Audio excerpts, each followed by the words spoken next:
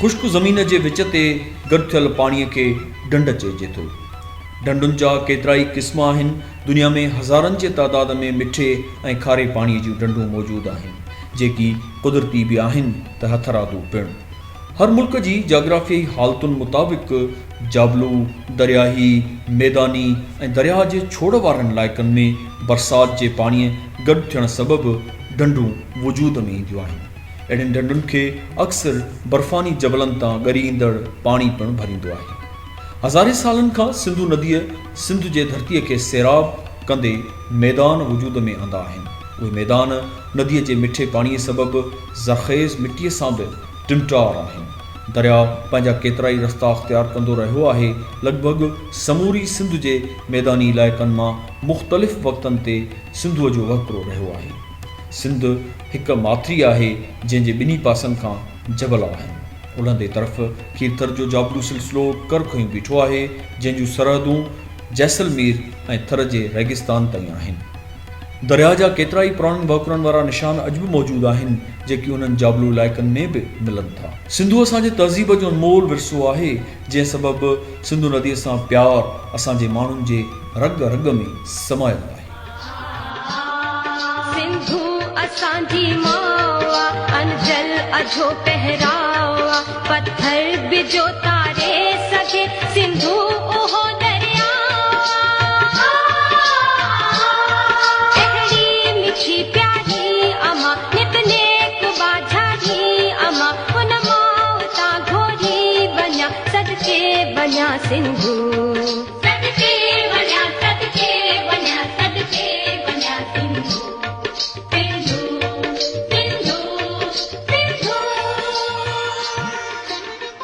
सिंधु नदी जे वहुकरे सबबि केतिरियूं ई ढंढूं वजूद में आयूं। ढंढूं फ़क़ति कुदरती ज़रिए सां न, पर हथरादू या मसनूई तरीक़नि सां बि वजूद में ईंदियूं आहिनि। सिंध में लॻभॻि 1200 या इन खां बि वधीक कुदरती तोड़े हथरादू मिठे ऐं खारे पाणीअ जूं ढंढूं मौजूदु आहिनि।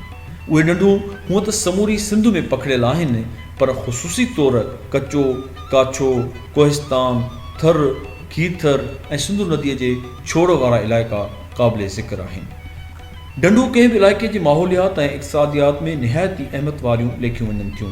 उन्हनि में मच्छीअ जे कारोबार खां अलावा केतिरनि ई पखियुनि जो शिकार बि थिए थो।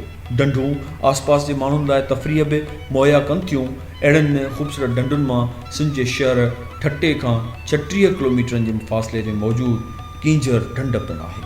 कींझर अवाइली ऐं तारीख़ी ढंढ हुअण सां गॾोगॾु पाकिस्तान जी ॿियो नंबर वॾी मिठे पाणीअ जी ढंढ आहे। हिन ढंढ जो तमामु अहम फ़ाइदो इहो बि आहे त हिन ढंढ मां ई कराची ऐं ठटे खे पीअण ऐं सनअती इस्तेमाल लाइ पाणी पिणु फ़राहम थिए थो। कींझर ऐं सोनहरी इहे ॿई माज़ीअ में अलॻि अलॻि ढंढूं हुयूं, जिन खे पाणीअ जे घणी फ़राहमीअ सबबि मिलाए हिकु कयो वियो ऐं ईअं वक़्त जी वीर में सोनहरी ढंढ कींझर सां मिली पंहिंजी अलॻि हैसियत विञाए वेठी। इन्हनि ढंढुनि जे नालनि बाबति आम माण्हुनि वटि इहा रिवायत मिले थी त कींझर हिकु मुहाणो हो ऐं सोनल संदसि ज़ाल हुई। ॿिन्ही ढंढुनि ते इहे नाला बि उन्हनि तां ई पिया। कींझर जे मुहाणनि वटि हिकु रिवायत इहा बि आहे त मीर बहरनि जो गंदरा नाले क़बीलो बि उन ई कींझर ऐं सोनल जो औलाद आहिनि, पर इहे ॻाल्हियूं तहक़ीक़ तलब आहिनि। कींझर लफ़्ज़ जी माना आहे जजो, घणो या वाफ़र मिक़दार में हुअणु। सिंधीअ में कींझर थी पवण खे घणो या जाम जी माना में इस्तेमालु पिणु कयो वेंदो आहे। जॾहिं कोटड़ी बैराज जुड़ी रास थियो त सिंधु दरिया जो पाणी कलरी बिगाड़ वास ज़रिए कींझर ढंढ में शामिलु थियणु शुरू थियो, जंहिं सबबि हिन ढंढ में तमामु घणी वुसअत आई। उन करे ई कींझर ऐं सोनहरी ढंढूं बि पाणीअ जे मिक़दार वधण सबबि हिक ॿिए में समाइजी वयूं। पर वक़्तु गुज़रण सां उन्हनि ॿिन्ही ढंढुनि मां हिक जो नालो ज़िक्र हेठि ई न रहियो। नालो फ़क़ति कींझर जो रहिजी वियो। हिन ढंढ खे कलरी वाह मां मिलंदड़ पाणीअ सबबि कलरी ढंढ जे नाले सां बि सॾियो वञे थो, पर केतिरा ई माण्हू इन नाले खे बि बिगाड़े करली ढंढ सॾनि था, जेको ग़लति आहे। 24 किलोमीटर डिघी ऐं 15 खां 16 किलोमीटर वेकरी ऐं लॻभॻि 15 मीटर ऊनी कींझर ढंढ सिंध जे मईशत में तमामु घणी अहमियत रखंदड़ आहे।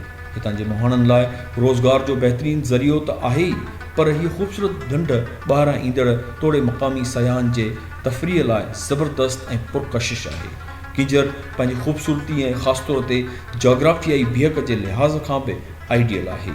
छा लाइ त कराची जहिड़े मेट्रोपॉलिटन शहर ऐं हैदराबाद जहिड़े सिंध जे ॿिए नंबर वॾे शहर खां थोरे ई फ़ासिले ते मौजूदु आहे, जंहिं सबबु कराची ऐं हैदराबाद जे माण्हुनि जो हिते तमामु घणो अचणु थिए थो। गॾोगॾु ठटे जहिड़ो तारीख़ी इलाइक़ो वेझो हुअण सबबु सयाहनि खे कींजर सां गॾु ठटे जूं तारीख़ी जायूं बि घुमण जो मौक़ो मिली वञे थो। उन्ही करे अक्सर ईंदड़ माण्हू पंहिंजे टूर जी प्लानिंग कंदा ई अहिड़ी रीति आहिनि जीअं हू ठटो ऐं कींजर गॾु गॾु घुमी वञनि। ॿुधायो वञे थो त कींजर ते अंदाज़े मूजिबि हिकु हफ़्ते में 17 खां 18,000 माण्हू घुमण लाइ अचनि था। हिन ढंढ खे पखियुनि जे लाइ महफ़ूज़ पनाहगाह सम्झो वञे थो। हर साल सियारे जे मुंद में साइबेरिया खां हज़ारे पखी उॾामी अची हिते पनाह वठनि था। हिन ढंढ खे रामसर कन्वेंशन तहत रामसर साइट करार ॾेई आलमी सतह ताईं तहफ़ुज़ ॾिनो वियो आहे।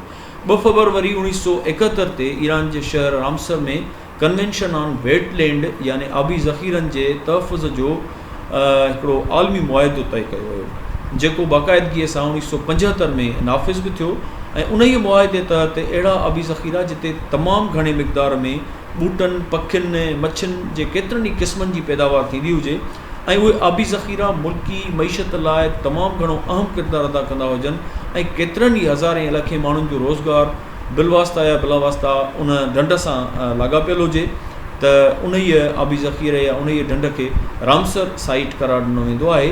उन ई मुआहिदे तहत पाकिस्तान जे 19 आबी ज़ख़ीरनि खे लॻभॻि रामसर साइट जो दर्जो मिलियल आहे, जेका हिकिड़ी तमामु सुठी ॻाल्हि आहे। उन्हनि में सिंध जा तक़रीबन 9 आबी ज़ख़ीरा शामिल आहिनि, जिन में कींजर बि शामिल आहे। हिन ढंढ खे जंगली हयात वारे खाते पारां पखियुनि लाइ बहितरीन पनाहगाह तौरु वाज़े कयल आहे, यानी हिन खे वाइल्ड लाइफ सेंचुरी जो दर्जो बि हासिलु आहे। सिंध में 33 आबी ज़ख़ीरनि खे वाइल्ड लाइफ सेंचुरी वारी हैसियत हासिलु आहे। कींजर ढंढ जे आसपास जमपीर, हेलाया, चलिया, ओंगर ऐं ॿियूं वॾियूं वसंदियूं त हिन वक़्तु बि मौजूदु आहिनि, पर ढंढ जे पाणीअ में इज़ाफ़ो थियण सबबु केतिरियूं ई नंढियूं वसंदियूं ऐं वाहण पाणीअ जे नज़र थी विया। कींजर जे किनारे ते बीहण सां इन ॻाल्हि जो बि गुमान थींदो आहे त असीं शायदि समुंड जे किनारे ते बीठा आहियूं। नज़र जे हद खुटी वञे थी, पाणी नथो खुटे।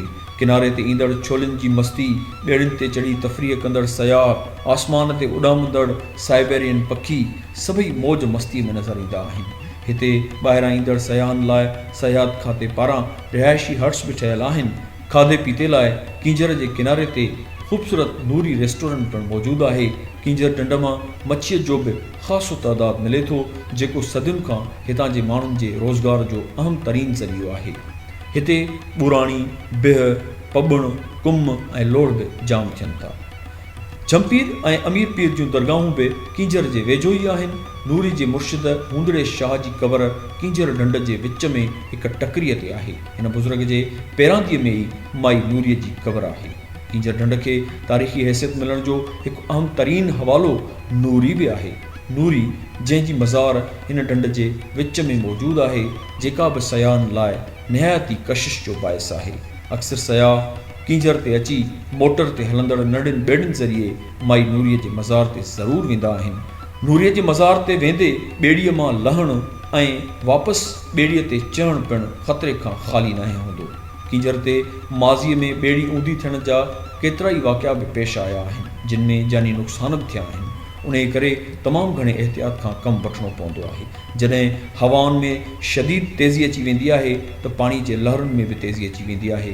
उन करे ॿेड़ीअ में लोॾा बि घणा अचणु शुरू थी वेंदा आहिनि, पर पोइ बि घुमण लाइ ईंदड़ माण्हू नूरीअ जे मज़ार ते ज़रूरु हाज़िरी भरींदा आहिनि। कींजर ढंढ सां नूरी ॼाम तमाचीअ जे दास्तान जो बि गहरो ॻंढापो आहे। उन ई करे नूरी ऐं ॼाम तमाचीअ बाबति बि हिते चंद बुनियादी ॻाल्हियुनि खे मिसाल समन जी आकमी वारे दौर में नूरी ॼाम तमाची जे इश्क़ जा दास्तान जेको जनमु वरितो, उन में चयो वञे थो त नूरी मुहाणी हुई, पर कुझु माण्हुनि जो वरी ख़्यालु इहो आहे त नूरी असल में राजा जसोदण जी धीउ हुई, जेका मुहाणनि वटि पली ऐं जवान थी। ऐं मुख़्तलिफ़ सबब ॿुधाए वञनि था त नूरी जेका आहे मुहाणनि ताईं कीअं आई, त पोइ वरी उहा ॼाम तमाचीअ ख़ासि तौर ते जॾहिं उहो ॼाम तमाची शिकार ते ईंदो हो कींजर में, त उहे ज़ाहिरा मुहाणा हुन जो इस्तक़बाल कंदा हुआ। त ॼाम तमाची जॾहिं हुन दौर जो हुकुमरान हुयो, जॾहिं मच्छीअ जे शिकार ते आयो ऐं उहो कींजर में पंहिंजी ॿेड़ीअ ते शिकार पए कई हुन, त उनजी नज़र नूरीअ ते पइजी वई ऐं पोइ नूरी हुन जे दिलि में घर करे वई ऐं पोइ नूरीअ जे लाइ हुन जे दिलि में जेको प्यारु जाॻियो, उन जे नतीजे में हुन नूरीअ जो जेको आहे रिश्तो उन्हनि जे माइटनि खां घुरियो। यकीनन नूरी जाम तमाचीअ जो जेको हिकिड़ो किस्सो आहे उहो हिकिड़ो पंहिंजे अंदरि इंतिहाई कशिश रखंदड़ आहे, ॿुधंदड़नि लाइ तमामु घणी दिलचस्पी जो बाहिस आहे। जाम तमाची नूरीअ जे सूंहं ते एॾो त मोहित थी पियो जो संदसि रिश्ते जी घुर कयईं। मुहाणनि लाइ वक़्त जे बादशाह पारां संग जी घुर यकीनन ख़ुशीअ वारी ॻाल्हि हुई। रिश्तो थी वियो, नूरी जी शादी थी वई, उहो महल में राणी बणिजी रहण लॻी। जाम तमाची खेसि हीरनि जवाहिरनि सां मालामाल करे छॾियो। नूरीअ जे सदक़े किंजर जे मुहाणनि तां हुकूमत पारां मुक़ररु कयल टैक्स बि माफ़ करे छॾियईं। नूरीअ ते केतिरा ई बेबुनियाद इल्ज़ाम बि लॻा। उहा महल जा क़ीमती सोन ऐं जवाहर काठ जे संदूक में बंदि करे पंहिंजे भाउ हथां पंहिंजे माइटनि ॾांहुं मोकिले थी। अहिड़े क़िस्म जा इल्ज़ाम हुन जूं पहाड़ियूं मथसि हणंदियूं रहियूं। जाम तमाचीअ नूरीअ जे हथां पंहिंजे भाउ खे ॾिनल उहा संदूक जॾहिं खोलराई त उन में मच्छीअ जो कंडनि वारो ढांचो पियल हो। नूरीअ वज़ाहत कई त खेसि महल जे आला तामनि खां वधीक पंहिंजे घर जी उहा सादी मच्छी लज़ीज़ लॻंदी आहे जेका मुंहिंजो भाउ संदूक में विझी खणी ईंदो आहे। मथसि लॻल केतिरा ई बहितान ईअं ग़लति साबित थिया जेकी संदसि पहाड़ियूं मढ़ींदियूं रहियूं। नूरीअ बाबति केतिरा ई किस्सा मशहूरु आहिनि जेकी संदसि सादगी, सचाई ऐं न्याज़ ऐं निवड़त खे बयानु कनि था। जाम तमाचीअ खे नूरीअ जे उन निवड़त सां ई प्यारु हो जो अक्सर किंजर ते शिकार करण वक़्तु खेसि गॾु वठी वेंदो हो। जिते नूरीअ खे ॿियूं मुहाणियूं ॾिसी मन ई मन में सदूं पियूं कंदियूं हुयूं। किंजर में बाह बरी हेदी लकिया नकी तजलो तारन जो दा नकी शम्स शुआ जॾहिं लथो पांध मुहा मैया चढ़ंदे मकड़ी आयो जाम तमाची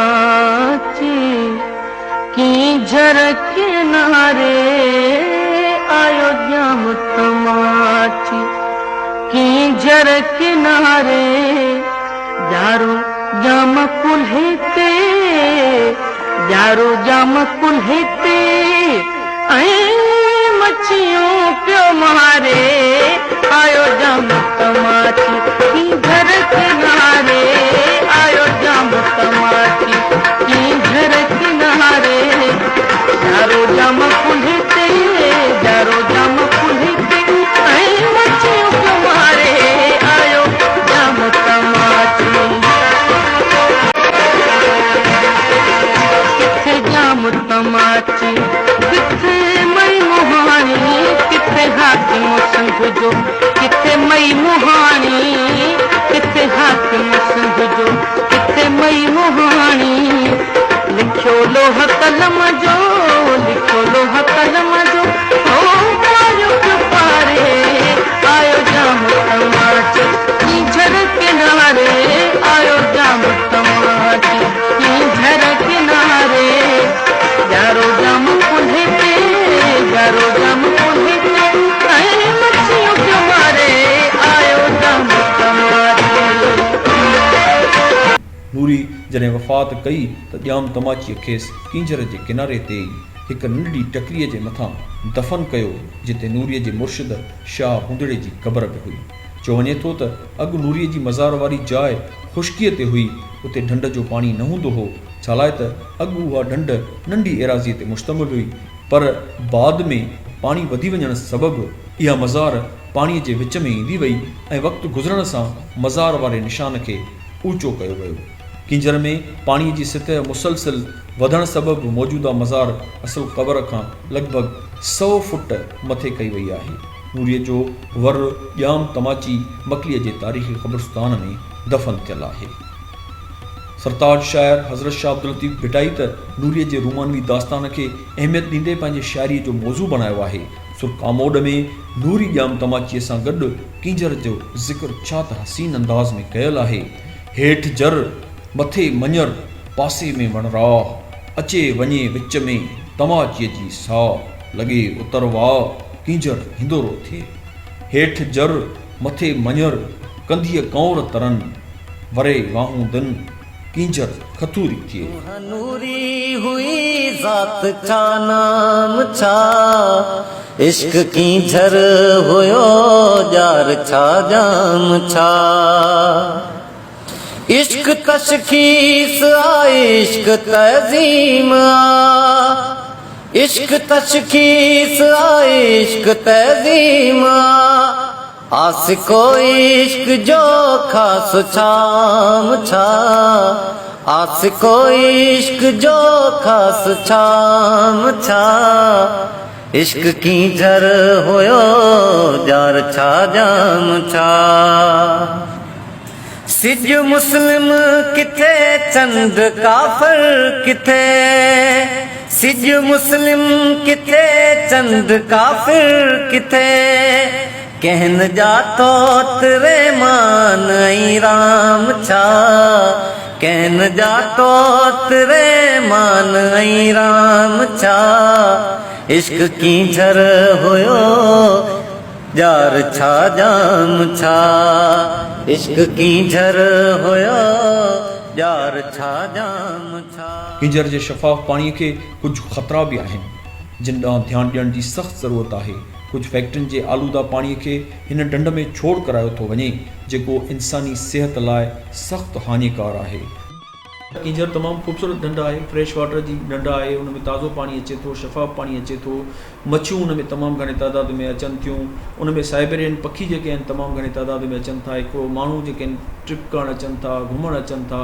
पर जिते उन जूं इहे सभु ख़ूबसूरतियूं आहिनि उते ज़रूरत इन ॻाल्हि जी आहे त उन जे अंदरि जेका ख़ासि तौर ते कुझु फैक्ट्रियुनि जो आलूदा पाणी शामिलु थिए थो उन खां उनखे बचायो वञे उहो छोड़ न कयो वञे छो त असांजे आॾो मंछर ढंढ जो मिसाल मौजूदु आहे जेकॾहिं असां उन्हनि फैक्ट्रियुनि जो पाणी इन ढंढ में बि छोड़ करणु शुरू कयोसीं या उनखे न रोकियोसीं जेको हिन वक़्तु छोड़ थिए थो त मंछर जो मिसाल असांजे साम्हूं आहे जेका ज़हरीली ढंढ थी वई आहे ऐं वरी ज़ाहिर आहे त उहो असरु मैरिन जेके एनिमल्स आहिनि उन्हनि ते बि पवंदो जेके ॿूटा आहिनि उन्हनि ते बि पवंदो ऐं जेके पखी उॾामी अचनि था उन्हनि ते पवंदो ऐं ख़ुदि माण्हुनि ते बि पवंदो मिसाल असांजा माण्हू तफ़रीह लाइ अचनि था मां पाण ऑब्ज़र्व कयो आहे त केतिरा ई माण्हू ईंदा आहिनि जेके गाॾी किनारे ते गिजर ते पीआरे ऐं उहो उनखे धोइणु शुरू कंदा आहिनि पोइ उनजो डीज़ल बि उन में पवंदो आहे उन जी मिटी बि उन में शामिलु थींदी आहे जेका ज़हर आहे जेका आबी हयात आहे उनजे लाइ तमामु घणी हानिकार आहे सो मां उन्हनि जेके ख़ासि तौर ते असांजा दोस्त असांजा